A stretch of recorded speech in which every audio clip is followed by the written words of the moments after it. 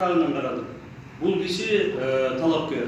Бул деген шаардык кеңеште өзү үчүн мурун иштеп кеткен, биринчиден, экинчисинен мэрияда да иштеп кеткен. Анан чогуу иш алып бараткан деген иш максаты менен биз дагы калып элегибиз бар. Мына моякта канча сунуш пикирлер айтылып атат. Ошонун баарын эртең дагы сурайсыңар.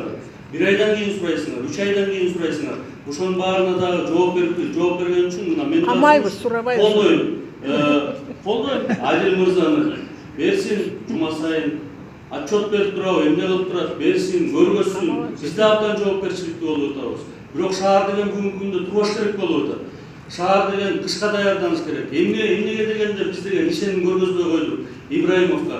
Эң негизгиси жана коррупциянын аны деген коопсуздук кызматтар карашат. Аларды биз билбейбиз. Андай чыгып аткан.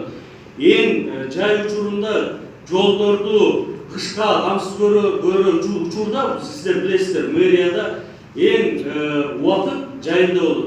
Ошо жазында отпускка чыгып кетип калган бул деген кандай? Биринчи вице-мэр бир дагы каражатты кол койбой атканда отпускка чыгып кетип калып атат. Ошондуктан